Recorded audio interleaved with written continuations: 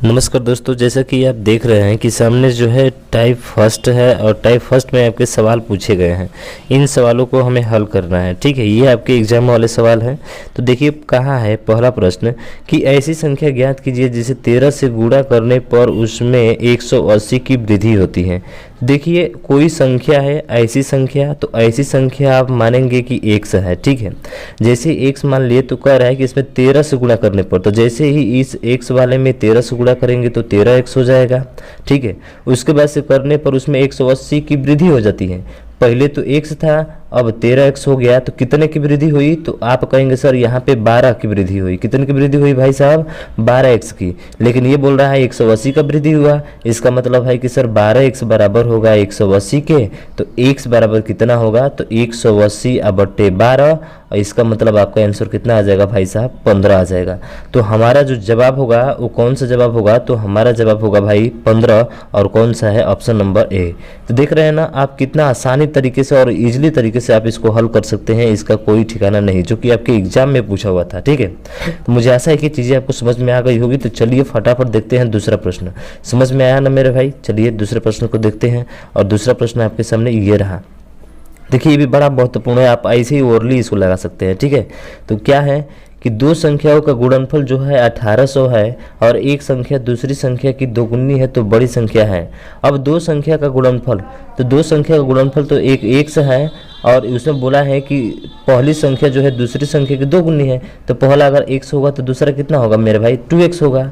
अब इन्हीं दोनों का गुणनफल जो बराबर दिया है वो कह रहा है किसके है? 1800 के हैं। तो 1800 के बराबर कर दीजिए आप। ठीक है, तो जैसे बराबर करेंगे तो दो में ये एक का गुणा होगा तो दो होगा, और x में x का गुणा होगा तो x का स्क्वायर, यानी 2x का स्क्वायर हो जाएगा।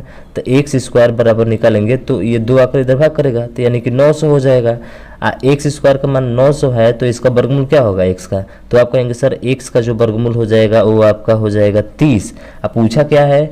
बड़ी संख्या पूछा है, तो 30 में 2 का गुणा करेंगे 60, यानी कि ऑप्शन नंबर बी आपका क्या होगा? राइट आंसर होगा। क्या समझ में आया आपको? समझ में आया ना? हाँ, तो बड़ी आसानी तरीके से आप इसको हल कर सकते हैं। तो हमारा जवाब होगा 60, यानी बड़ी संख्या पूछा हुआ है। देखिए तो पूछा है कि बड़ी संख्या है, तो बड़ी संख्या कितनी है आपकी? 60 है। ठीक, बात करते हैं अगले प्रश्न की। और अगला प्रश्न आपके सामने ये रहा, तीसरा। ठीक है, ये देखिए ये भी पूछा हुआ है आपका। किसमें पूछा है? तो आरआरबी इलाहाबाद स्टेनोग्राफर में पूछा हुआ है। क्या है कि यदि किसी संख्या का 2/3 उस संख्या के 7/3 से घटाया जाए तो परिमाण संख्या से 2 अधिक होगा, वह संख्या क्या है?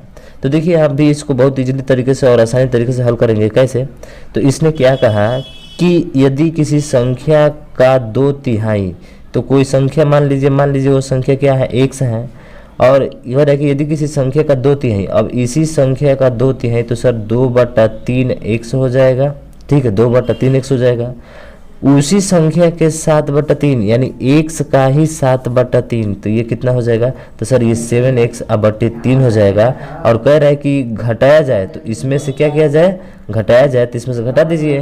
तो परिमाण जो कि परिणाम संख्या है, परिणाम संख्या से 2 अधिक होगा। तो परिणाम संख्या कितनी थी हमारी? x थी, और इसी x से कितना अधिक हो जा रहा है? 2 अधिक हो जा रहा है। तो प्लस आप 2 क्या कर देंगे इसमें? तो +2 आप जोड़ देंगे। अब इस समीकरण को हल कीजिए। तो देखिए यहाँ पे भी 3 है, यहाँ पर भी 3 है, तो यहाँ पे 7x और यहाँ पे 2x है। 7 में से 2 जाएगा, कितना हो जाएगा? तो आप कहेंगे सर 5x हो जाएगा। ठीक है, अब बट्टा 3 है, तो आपका 3 बराबर x प्लस क्या हो जाएगा? 2 हो जाएगा। x प्लस क्या होगा? तो ये x अब प्लस 2 होगा। जब इसको हल करेंगे तो ये जो है x वाला इधर आ जाएगा, तो घटेगा। क्या होगा भाई साहब? घटेगा। तो देखिए घटाइए इसको, तो आप घटाएंगे तो सर ये 5x/3 - x, इतना तो आना चाहिए यार आपको। ठीक है, तो 5 में से ये 3x जाएगा तो 2x बचेगा। क्या बचेगा आपका? तो आप कहेंगे सर 2x बचेगा, 2x/3 बराबर 2 के, तो 2 से 2 खत्म, तो x का मान कितना आ जाएगा? तो आप कहेंगे सर x का मान 3 आ जाएगा। इसका मतलब है कि अगर हमारा देखा जाए ऑप्शन, तो ऑप्शन कौन सा होगा आपका? ऑप्शन नंबर डी आपका क्या होगा? राइट आंसर होगा। यानी कि चौथा नंबर आपका क्या होगा? बिल्कुल सही, यानी 3 होगा। देख रहे हैं ना कि इतना आसानी तरीके से आप हल कर लेंगे इसको। चलिए अगले देखते हैं चौथा प्रश्न की। और चौथा प्रश्न बहुत ही अच्छा प्रश्न है, ये भी आप देख सकते हैं सामने। क्या प्रश्न है आपका?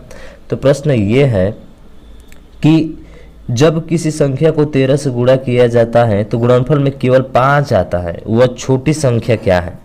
देखिए आपको तो गुणा करना पड़ेगा, क्या किस में गुणा करना पड़ेगा, खाली 2 से 3 अंक लास्ट का गुणा कीजिए। देखिए 25 है तो 13 में जब आप 25 का गुणा करेंगे तो 13 5 65 का 5 बचा 6, 13 दूने का 26 और 6 कितना होता है, तो 26 और 6 जो होता है आपका 32 2 होता है। तो 5 तो आया नहीं, सभी 5 आना चाहिए, समझ रहे हैं ना, सभी क्या आना चाहिए 5, इसका मतलब ऑप्शन नंबर ए नहीं होगा। 15 की बात करते हैं तो 13 5 65 का 5 बचा 6, 13 कम 13 6 19, ये भी नहीं होगा आपका। तीसरे की बात करें तो 13 5 65 का 5 बचा कितना आपका, तो सर बचा आपका 6 और 13 39 और 6 कितना होता है, तो 45 45 के 5। देखिए इसमें 5 5 आ रहा है तो लगभग ये हो सकता है। चलिए अगला विकल्प देख लेते हैं।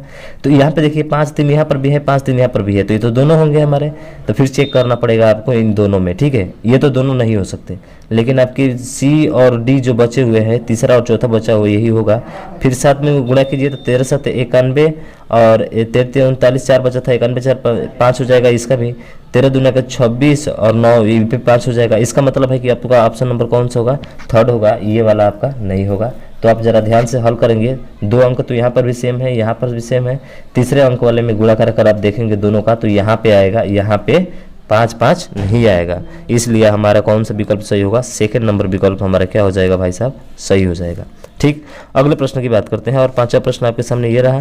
क्या कह रहा है इसमें, तो ये कह रहा है कि दो संख्याओं में अंतर 14 तथा योग 20 है, तो उनका गुणनफल क्या होगा। देखिए जब भी आपका अंतर दे और योग दे तो सीधा सीधा कैसे आपको हल करना है, एक बार क्या कीजिए कि इन दोनों का जोड़ कर आधा कीजिए, 14 और 20 को जोड़ेंगे तो कितना होगा 34, 34 का आधा कितना होगा 17, फिर गुणे, गुणनफल पूछा है ना तो गुणा करेंगे, फिर उसके बाद से जोड़ कर आधा किया, अब घटा कर आधा करेंगे, तो 14 और 20 को जोड़ दीजिए 34, 34 का आधा कितना होता है तो 17 होता है, लिख दिया आपने। फिर अब इसका घटा कर आधा कीजिए तो 14 में से 20 जाएगा कितना बचेगा 6, 6 का आधा कितना होगा 3, 17 में 3 का गुणा कीजिए कितना आ जाएगा 51, आपका राइट आंसर हो जाएगा 51।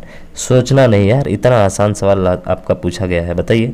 चलिए आगे प्रश्न बात करते हैं और अगला प्रश्न देखिए आपके सामने छुआ है जो कि दिया नहीं गया है, हालांकि ऑप्शन दिया था इसमें, ठीक है ना। तो इसमें कह रहा है कि एक संख्या के 2 अंकों का योग 5 यदि अंकों को, ये सॉरी है या नहीं है, ठीक है। तो मुझे आशा है कि ये 5 चीज़ें जो है आपको 5 प्रश्न अच्छे से समझ में आ गए होंगे और बहुत आसानी तरीके से आपने हल कर लिया इसको। तो रहने देते हैं आज के लिए बस इतना ही। मुझे आशा है कि ये चीज़ें समझ में आई होगी। तो इस वीडियो को आप ज़्यादा से ज़्यादा शेयर कर दीजिएगा, लाइक कीजिए, सब्सक्राइब कीजिएगा, बेल आइकन को दबाना ना भूलिए।